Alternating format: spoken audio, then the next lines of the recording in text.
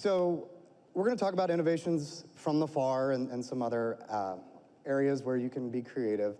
But before I get into what I believe is in there, I guess I want to ask you all, what do you wish was there? Like, what authority or ability do you wish the regs gave you that you can't do, or have had contracting officers tell you can't do?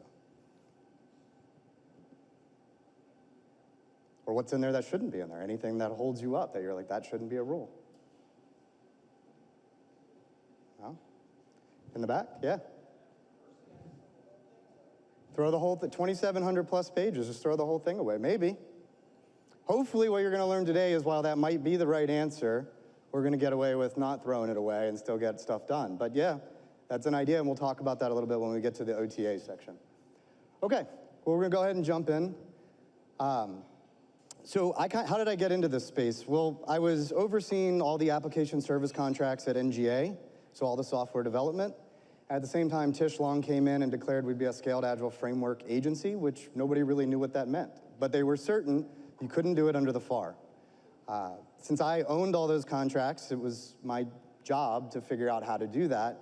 And through a lot of learning and experimentation, I developed some models that are pretty common now for buying agile development services.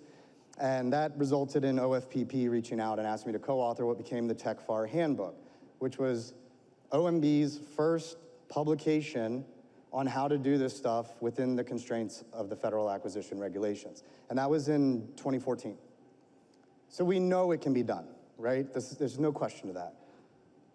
And the way I kind of pieced together the solutions there was before I went into the software development division to lead that, I was leading the infrastructure division. So I was leading all the infrastructure service contracts. And at that point, we were using something that sounds pretty familiar, right? We were using O&M support help desk systems. So capacity management, ticket prioritization, single empowered person to determine who and what does what. So we were already kind of using this model, and as I was learning what Agile was, I was like, hey, this sounds a lot like what we're doing over there. At the same time, I was going through my master's program, and I wrote my thesis on performance-based service acquisitions, which is FAR 37.6. That's how much of a nerd I am. And as I was learning what Agile was, I was like, wait a minute. This sounds a lot like performance-based acquisitions. That's where we get our statements of objectives. That's where we get our quality assurance surveillance point. That's where we get the delivery of a service to create a product, buying a service to deliver a product. Brian mentioned this the other day. What we are actually contracting for is the repeatable process for the delivery of functional product or code or what have you. So all these pieces were kind of out there, and they're still out there. And when I was sort of forced to come up with a solution, I just kind of pulled these things together. So what I hope to do over the next 21 minutes here is give you kind of a crash course in how you can do it. And when you unlock the power of the 2,700 pages, you start to realize that it's not a rule book, it's a roadmap. It's the instructions, albeit maybe like radio instructions from the 90s, it's the instructions on how to do this stuff. It's all right there. And once you do that, you can harness agile adaptation, you can create contracts that are flexible, and ultimately lead procurement into the future. So we're going to get started. In the beginning. So I don't know who here has had the pleasure of reading the FAR. If you've actually read it, you're crazy. You're not supposed to read it. You're supposed to flip through sections. Each part of the FAR is for specific activities, so generally you don't need another part of the FAR unless you're doing that, except they all relate to each other. So most people don't even open Chapter 1 of the Federal Acquisition Regulations, and I'm here to tell you that's the most important part. So I've coached wrestling for the past 10 years. I've done martial arts and taught martial arts for the last 3 decades. And I coach companies and government organizations. And the core principle that I tell everyone in any of those environments is start with the fundamentals. I don't care what fancy move you can do or what creative idea you have. If you don't have a mastery of the fundamentals, when you inevitably misstep or inevitably fail, it's the fundamentals that will pull you through. And the FAR is constructed in exactly that way. So while we are going to talk about other sections of the FAR, I'm going to spend probably an unnecessary amount of time on FAR Part 1 because I want you to actually see that everything you need to do for Agile software development is discussed in FAR Part 1. So we'll just start off with some easy ones right here. FAR 1.102C, the acquisition team consists of all participants and the contractors who provide the products and services. Collaboration is key. They're part of the team, the one badge idea. 1.102D, the role of each member of the acquisition team is to exercise personal initiative, sound business judgment, if a specific strategy is in the best interest of the government and is not addressed by the FAR, it is a permissible exercise of authority. That is a lot of words to say what? That's right. If it doesn't say you can't do it, you can do it. Now, if only it was so easy. It's not just the FAR. We have our policies, we have case law, we have all sorts of stuff, and you can see I dotted there and left that out for the purpose of brevity on the slide. You do have to do your homework. And this sort of ties to my principles of innovation to begin with, which are you have to believe something can or should be done differently, have a deep understanding of the rules, regulations, and policies, and case law that govern the thing you want to change, and take responsible risks. And today what we're talking about is that second one. We're getting an understanding of how do the rules enable us to do these things. But the point is, unless something says you can't, you can. And they want you to. Not just you can, they want you to do it. So when someone tells you you can't do something, politely ask them to show you where it says that. I want to learn. I want to be better. I don't want to make this mistake again. Can you kindly show me where it says I can't do that? I'm going to give you all sorts of tips on how not to make friends in government contracting. But that's what I do. That's what I did, and it works. 1.1021, vision. All participants in the system are responsible for making acquisition decisions that deliver the best value product or service to the customer. The result is a system which works better and costs less. That's what we're doing in Agile. That's why we're adopting Agile practices. It should delight the customer, and it should cost less. If only that was it, right? There's so much more. The principal customer of the product or service provided by the system are the users. User-centered design in Agile contracting was not the first time the government ever heard we were supposed to focus on the users. Go figure. Anyone ever used a defense travel system? I think they skipped part 1. Although advanced planning is required, each member of the team must be flexible in order to accommodate changing or unforeseen mission needs. Holy crap, we're supposed to make a flexible contract? I thought we were supposed to have an integrated master schedule. I thought we were supposed to request engineering change proposals. I used to do major weapon systems. I had 500-page system requirement documents. There was nothing flexible. Everything that changed the contract and cost more money. To the point we screwed up so bad, we couldn't stop spending more money because it would look really bad to walk away from those investments. Say again? As an example. To achieve efficient operations, the system must shift its focus from risk avoidance to one of risk management. The third leg of the stool of innovation, responsible risk-taking.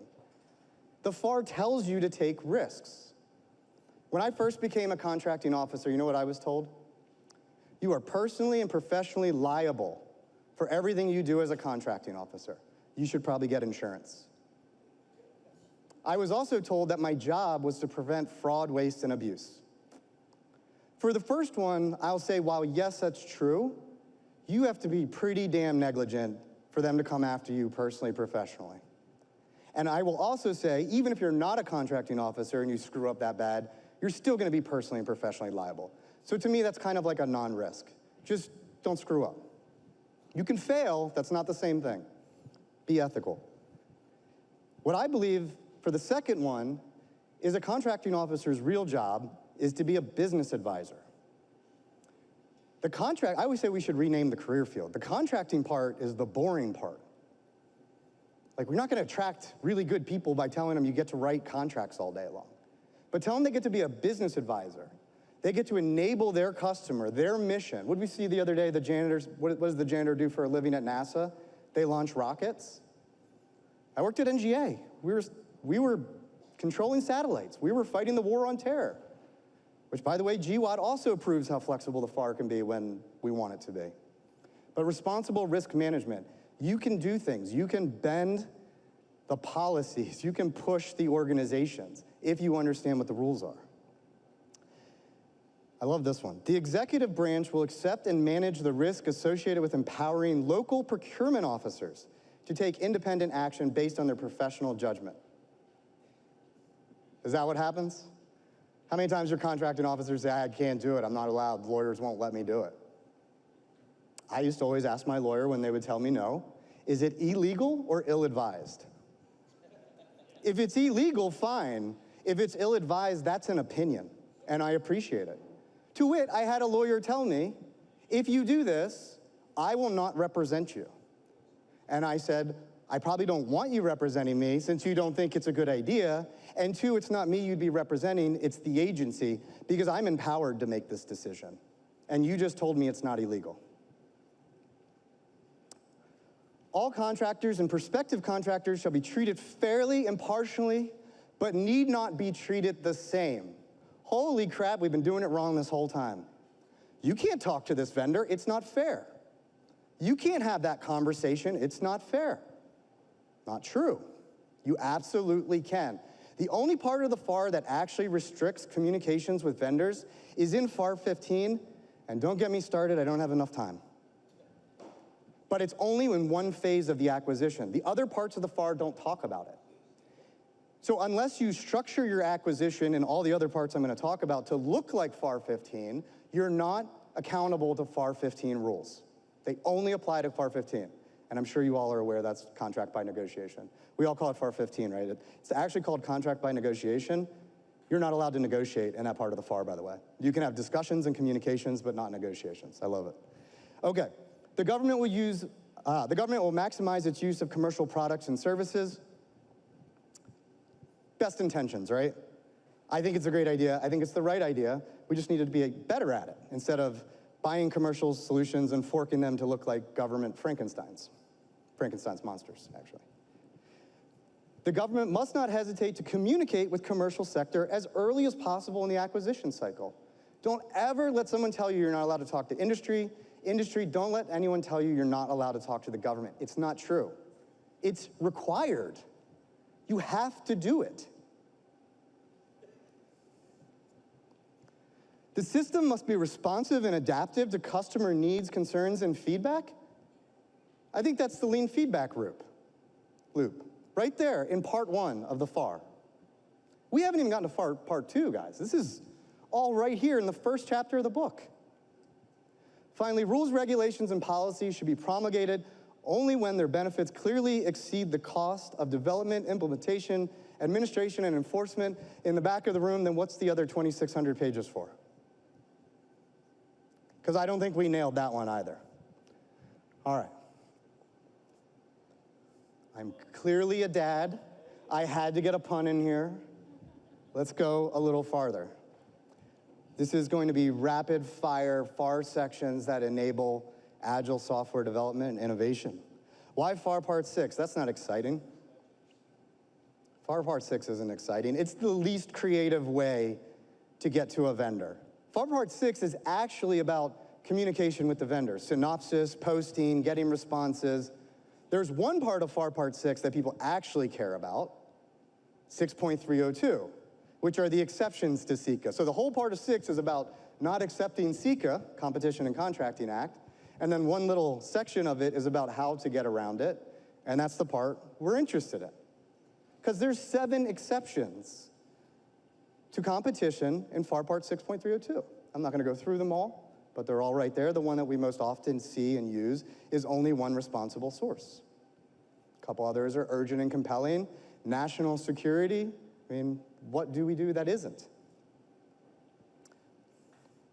FAR 8.4, federal supply schedules, you're going to start to see a theme. I'm going to talk about how we structure our acquisitions to not look like what we think of when we say FAR 15. FAR 8.4 gives you the flexibility to be creative in the structuring of your acquisitions. Federal supply schedules, GSA, that's mostly what we're talking about. There's others, but just for simplicity, think GSA. You also only have to compete to a reasonable level. So sometimes you still want competition, but you don't want competition, right? So 3 vendors generally meets the mark of reasonable competition. FAR Part 10, market research, instructs the government to talk to industry. I feel like maybe I haven't said that enough. They want to talk to industry. FAR Part 12, all right, let's get into some good stuff. Why is FAR Part 12 there?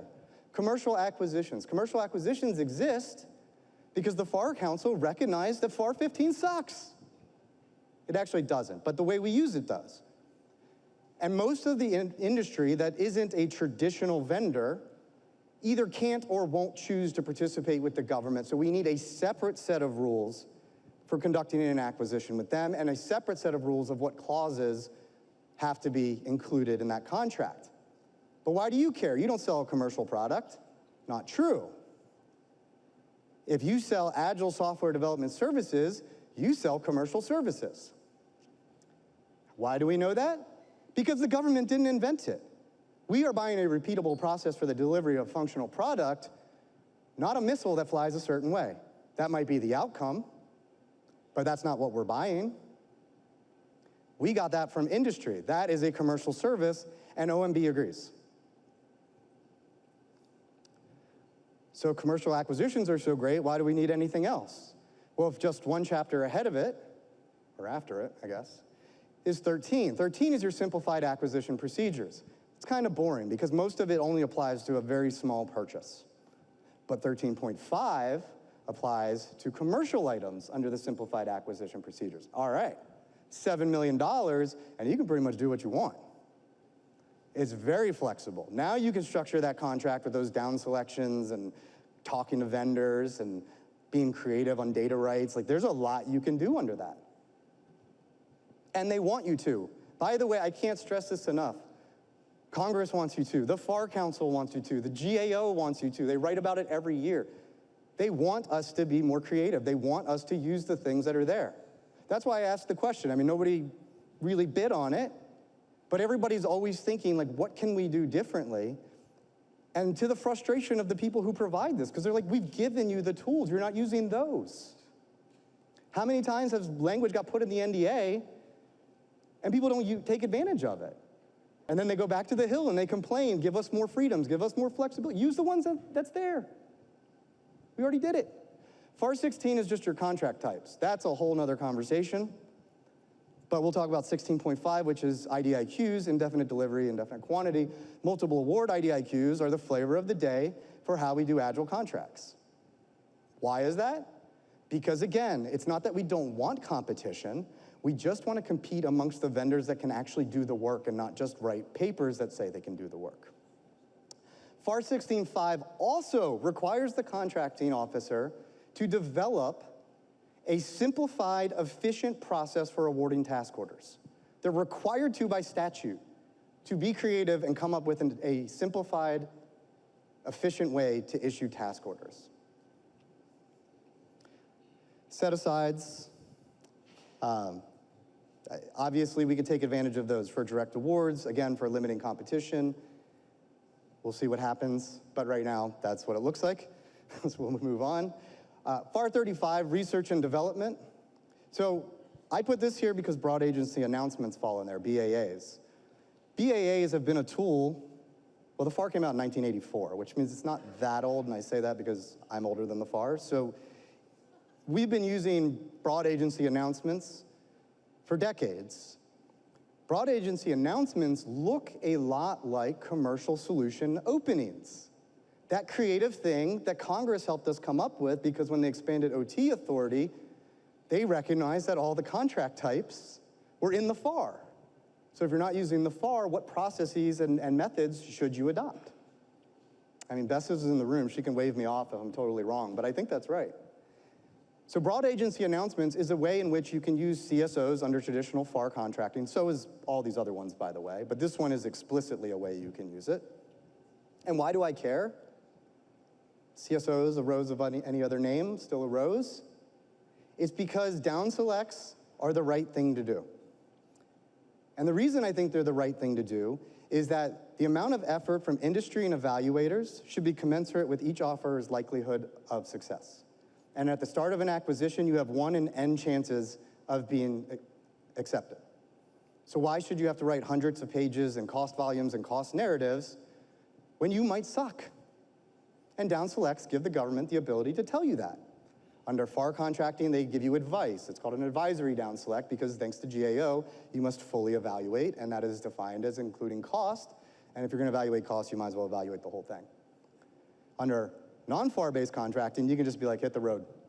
But it's a kindness to both.